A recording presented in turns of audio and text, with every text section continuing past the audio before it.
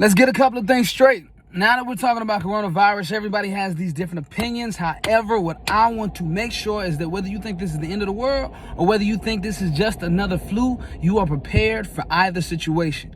First of all, black people can absolutely catch coronavirus. All right, I don't know how this thing got started, and I understand you may not see a lot of black people with the coronavirus. However, I need black people to understand this absolutely affects you. Because let's just say hypothetically, coronavirus didn't affect black people, which is something I continue to hear, right? You know what black people don't own? Supply chains. You know what black people don't own?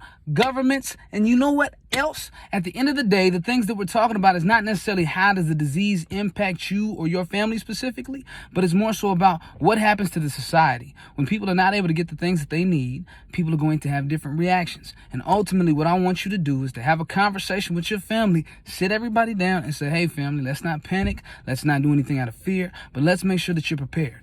Somebody told you that a hurricane was coming, you would do your best to make sure that you had shelter, you had food, you had water, you had all the things you needed for any other sort of natural disaster.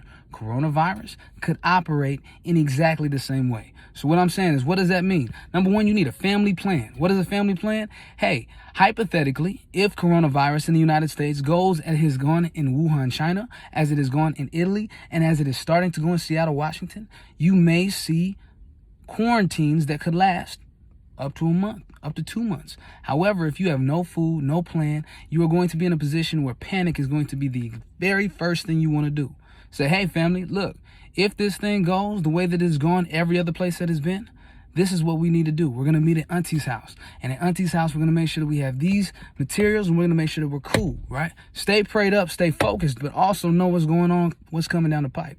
So, first of all, have your family plan. Number two, have 1 to 2 months supply of food and water. In Wuhan, China, this is where everything first erupted back at the end of December. Now, since then, those people have been under some form of lockdown we're talking about 600 million people. We're talking about a huge number of people for over a month and a half, sometimes in some cases up to 3 months. We're talking about since the very first part of the year, people have been under some form of lockdown, and now people in America are just now starting to see, hey, this is probably going to impact us too. So number one, we're not talking about panicking. We're talking about making sure that you're prepared. Make sure that you have food, water, a family plan. That's all we're saying. Please, please, please make sure that you and yours are prepared. Because at the end of the day, as long as you're in a safe place, nothing that is outside can affect how it is that you live. However, if you do not prepare and you allow that day to happen, you need to make sure that you are ready for those consequences. And lastly, social distancing. That means you got to stay 3 to 6 feet away from everybody else. If the rest of the world is doing it and the CDC don't want to come out and say it, do it. Just run it. Don't make it complicated. Literally just do whatever else other people on the other side of the planet that are actually going through the heart of coronavirus, what are they doing? Hey, you know what? If they got the mask on, they got the gloves on, and they're staying way away from each other, they are at least a month to 2 months ahead of wherever the worst infected place in the United States is.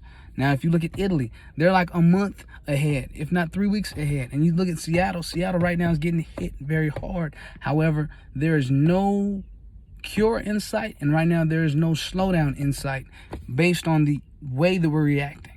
So what I'm saying is not to panic. This is not about raising fear, anything like this. I'm simply saying take a deep breath, say your prayers, but make sure that you're prepared. All right? It's cool. Everybody's going to be solid as long as you make sure that you prepare. So on the day that it happens, nothing outside of what you expected is happening.